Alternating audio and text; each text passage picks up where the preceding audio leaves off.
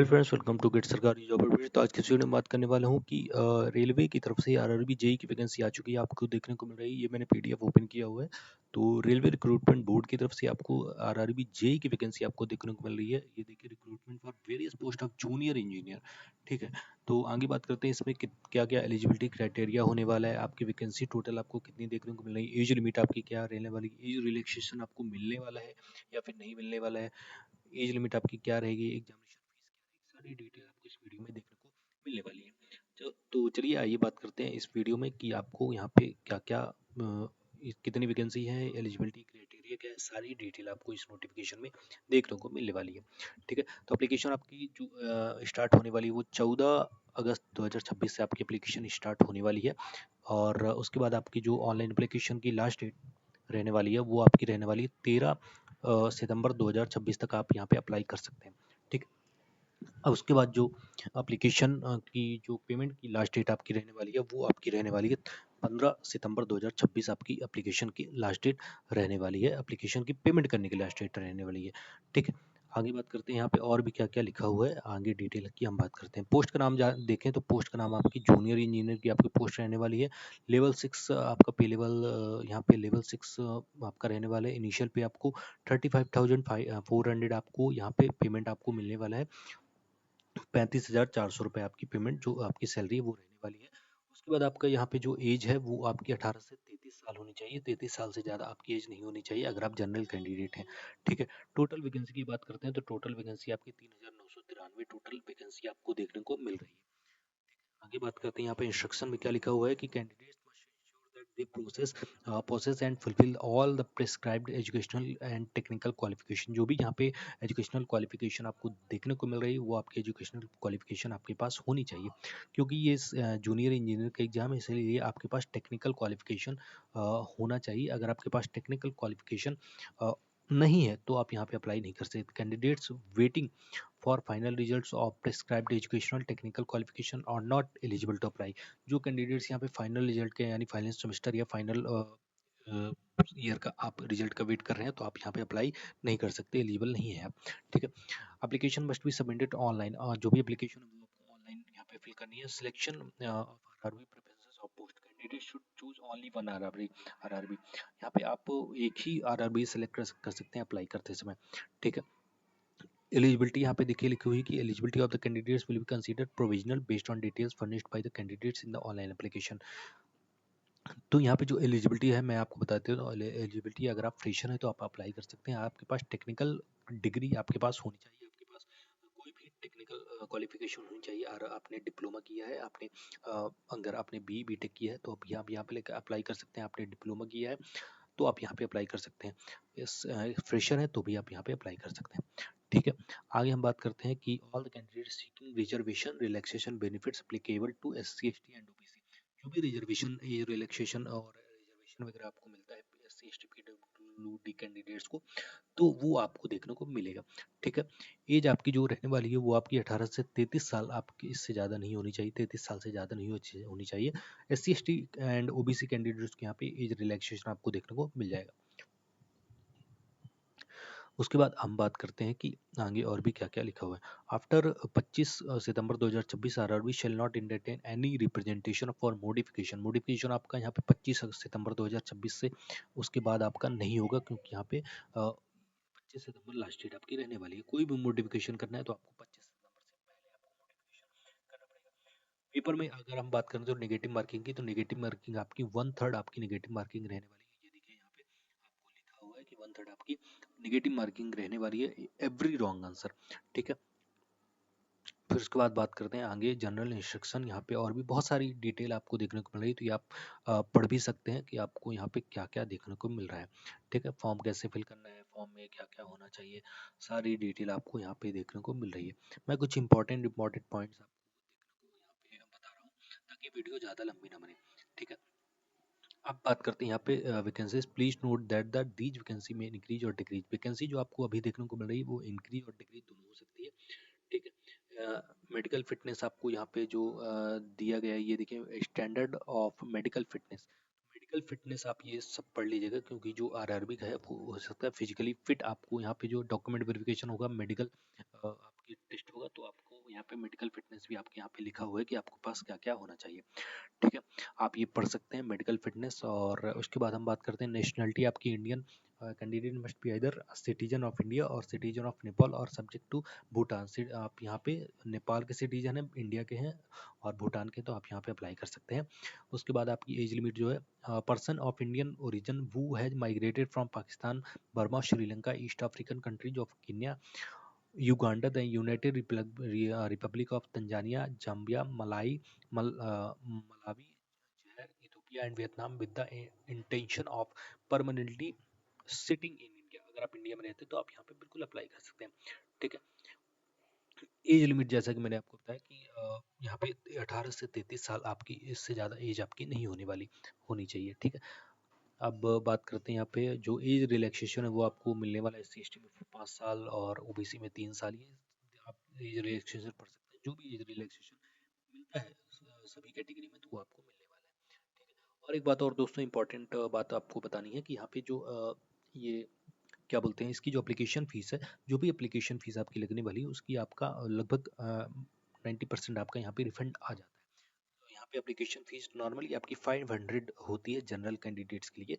तो उसके बाद आपकी जो अगर आप यहाँ पे सीबीटी फर्स्ट एग्जाम में, सीबीटी 1 एग्जाम में आप अगर अपीयर होते हैं तो आपकी जो 400 रुपये जो आपकी एप्लीकेशन फ़ीस है वो आपके पास रिफंड आ जाती है। ठीक है, तो आपकी टोटल आपको 400 रुपये आपका रिफंड आ जाता है। ठीक है, एजुकेशनल क्वालिफिकेशन क्या है यहाँ पे, प्लीज सी पोस्ट पैरामीटर। यहाँ पे अनेक्चर ये हम बाद में पढ़ते हैं। यहाँ पे जैसे कि क्वालिफिकेशन तो मैंने बता ही दी कि आपको फ्रेशर होना चाहिए, डिप्लोमा या फिर आपके पास बीबीटी की डिग्री होनी चाहिए, तभी आप यहाँ पे अप्लाई कर सकते हैं। दो awaiting results of their final examination, awaiting आपका जो फाइनल रिजल्ट है वो आप वेट कर रहे हैं आप उसका, तो आप यहाँ पे अप्लाई नहीं कर सकते, आप यहाँ पे एलिजिबल नहीं है। एग्जामिनेशन फीस की बात करते हैं तो यहाँ पे फॉर ऑल द कैंडिडेट्स यहाँ पे जनरल कैंडिडेट्स की बात हो रही है, तो जनरल के जितने भी कैंडिडेट्स हैं उनको यहाँ पे 500 रुपी फीस लगने वाली है। और यहाँ पे out of this fees 500 an amount of 400 shall be refunded.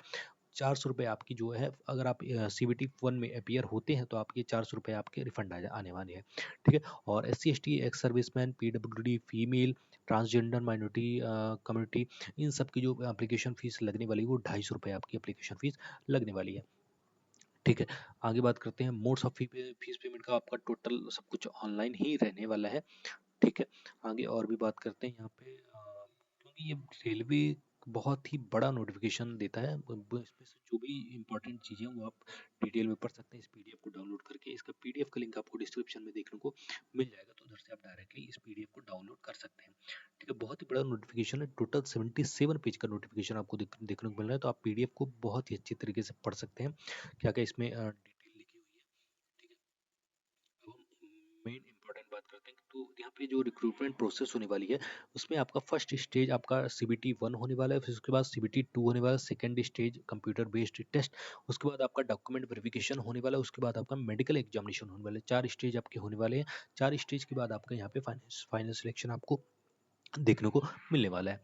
ठीक है, अब बात करते हैं यहाँ पे आगे, यहाँ पे जो फर्स्ट स्टेज ऑफ सीबीटी है वो उसकी टाइमिंग क्या रहने वाली है, तो 90 मिनट्स आपकी टाइमिंग रहने वाली है सीबीटी 1 की, और 120 मिनट्स आपको जो भी कैंडिडेट्स यहाँ पे who are eligible for use of scribe, scribe जो यूज करेंगे तो उनके लिए 120 मिनट्स आपकी टाइमिंग रहने वाली है। नंबर ऑफ क्वेश्चन आपके 100 रहने वाले हैं।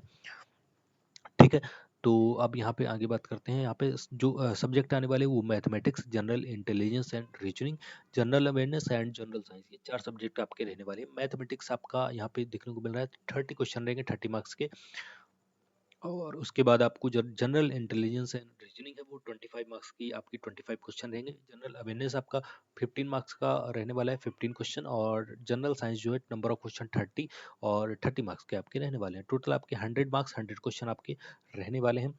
टाइम आपको यहाँ पे 90 मिनट्स आपको देखने को मिलने वाला है।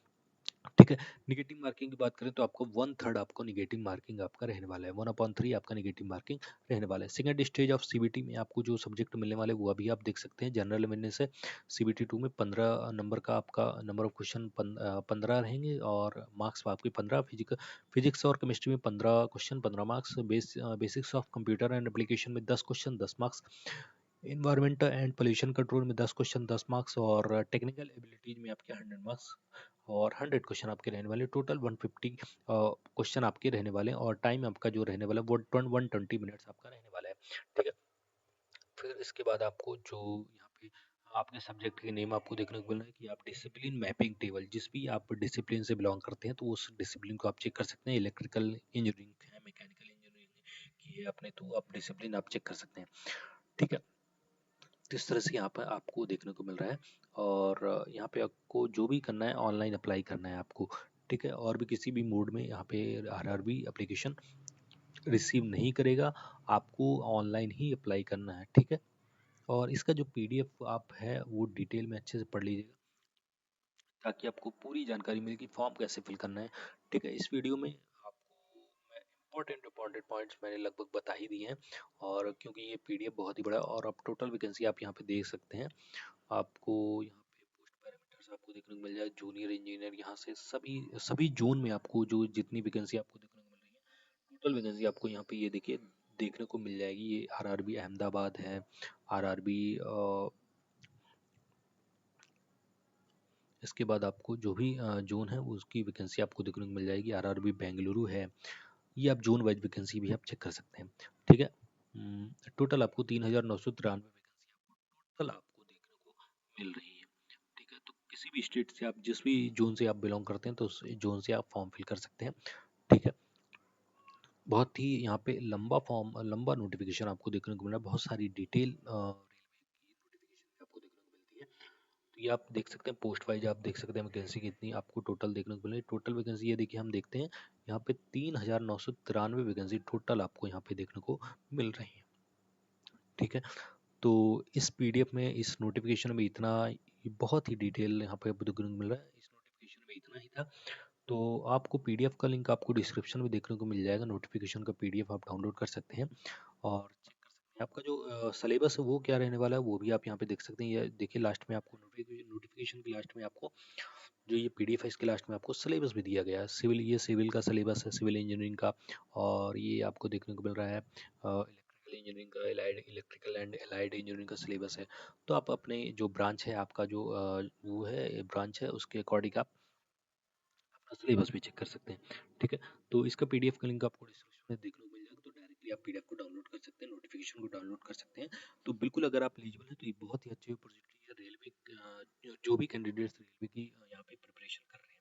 ठीक है, तो इस वीडियो में इतना ही था। अगर आप और भी किसी कॉम्पिटिटिव एग्जामिनेशन की तैयारी कर रहे हैं तो आपके लिए टेक्स्ट बुक एक अच्छा प्लेटफॉर्म हो सकता है। आप टेस्ट सीरीज वगैरह आप लगा सकते हैं यहाँ पे। आपको प्रैक्टिस करने के लिए टेस्ट सीरीज एक बहुत ही अच्छा प्लेटफॉर्म है। तो आपको लिंक आपको डिस्क्रिप्शन में मिल जाएगा टेस्ट सीरीज की। तो आप मेरा कूपन कोड भी यूज कर सकते हैं, A60STL मेरा कोड है। तो आप वहाँ पे ये मेरा कोड यूज करेंगे तो आपको बहुत मैक्सिमम डिस्काउंट आपको देखने को मिल जाएगा। ठीक है, या तो फिर लिंक के थ्रू भी आप डायरेक्टली जा सकते हैं। इस वीडियो में इतना था, मिलते हैं नेक्स्ट वीडियो में। Thank you.